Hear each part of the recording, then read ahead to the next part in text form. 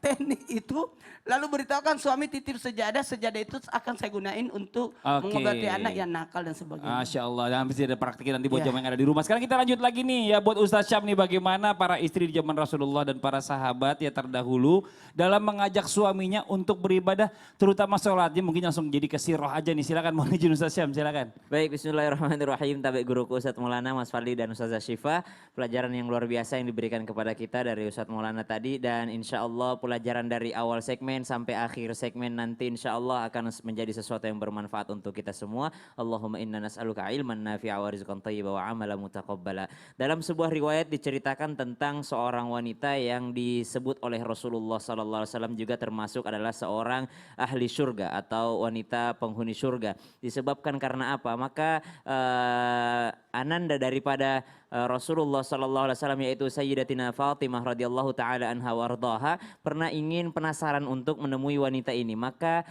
ibunda Fatimah radhiyallahu taala anha mendatangi rumah beliau. Ketika didatangi rumah beliau, beliau mengetuk pintu lalu mengatakan assalamualaikum. Dari dalam rumah terdengar seorang wanita yang menjawab assalamualaikum warahmatullahi wabarakatuh. Siapa di luar? Ini adab juga ya, akhlak juga ketika seseorang itu hendak bertamu atau menerima tamu, ditanya dulu siapa di luar supaya ketahuan ini lawan jenis atau sesama wanita, mungkin pakaian kita sedang tidak tertutup atau tidak menutup aurat. Maka yang dikatakan saya Fatimah binti Rasulullah sallallahu alaihi wasallam. Maka dengan bahagianya wanita ini menyambut daripada tamu, tapi ditanyakan lagi dengan siapa engkau datang supaya ketahuan ada cowok apa enggak nih. Akhirnya ditanya dengan siapa engkau datang, maka Fatimah menjawab dengan Hasan anakku. Maka kata wanita ini, bolehlah engkau datang dulu besok, jangan datang hari ini karena saya belum meminta izin kepada suamiku supaya kalau ada seandainya ada laki-laki untuk masuk ke dalam rumahku. Maka bertanya Bunda Fatimah, ini cuma anak kecil dan dia juga belum balik juga, dia adalah anakku Hasan. Maka kata wanita ini, pokoknya saya mau minta izin dulu sama suami saya kalau seandainya ada lawan jenis yang hendak masuk ke dalam rumah saya. Keesokan harinya Ibunda Fatimah radhiyallahu taala anha wardaha datang lagi ke rumah wanita ini, lalu wanita ini mengatakan, dengan siapa engkau datang? Saya bersama Hasan. Engkau cuma berdua, saya sudah minta izin dengan suamiku. Saya datang dengan adiknya Hasan, Husain. Maka kata wanita ini, kau bisa datang besok lagi karena saya hanya meminta izin untuk Hasan, saya belum meminta izin untuk Husain. Maka besoknya datang lagi Ibunda Fatimah, barulah disambut karena sudah diizinkan dua Hasan dan Husain. Maka datanglah, masuklah ke dalam rumah dengan keindahan luar biasa. Wanita ini menyambut tamunya dengan akhlak yang luar biasa sehingga suaminya pun datang.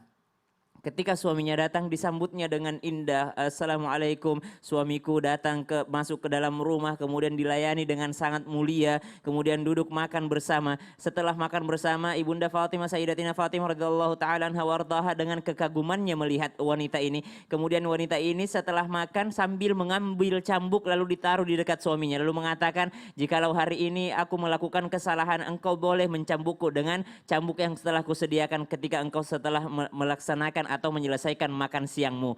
Lihat bagaimana akhlak seorang wanita ketika seorang wanita ini mencerminkan ketaatannya kepada seorang suami. Bagaimana seorang wanita mencerminkan kehebatan luar biasa ketaatan terhadap suaminya yang menjadi pintu surganya. Kadangkala kita ingin memerintahkan sholat kepada suami yang mungkin kita sendiri belum mencerminkan akhlak yang baik. Kadangkala kita berdakwah kepada orang lain akan tetapi kita tidak menggunakan contoh.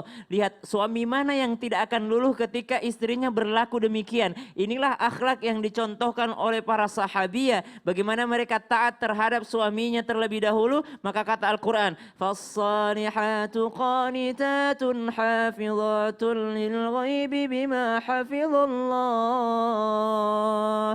Jangan sampai kita dicekam oleh Al-Quran mengatakan bahwa engkau berlaku nusyuz, engkau berlaku tidak taat terhadap suamimu. Lalu kita mengatakan hanya gara-gara suami mungkin tidak sholat tahajud. Kalau sunnah ya sunnah, yang wajib ya wajib. Jangan karena ibadah suami mungkin kalah dengan ibadah istri, lalu sang istri merasa lebih baik daripada suaminya. Lihat akhlak wanita tadi, seorang sahabiah yang luar biasa ibadahnya, akan tetapi tetap memuliakan suaminya. Maka ajaklah dengan kebaikan, ajaklah ajaklah dengan hikmah, ajaklah dengan mau'idhah hasanah, barulah dengan cara terakhir jadilhum billati hiya ahsan, berdebat dengan cara yang ahsan. Iya, ini Masya Allah ya, jadi bicara masalah tentang akhlak ini penting banget. Penting ya. banget.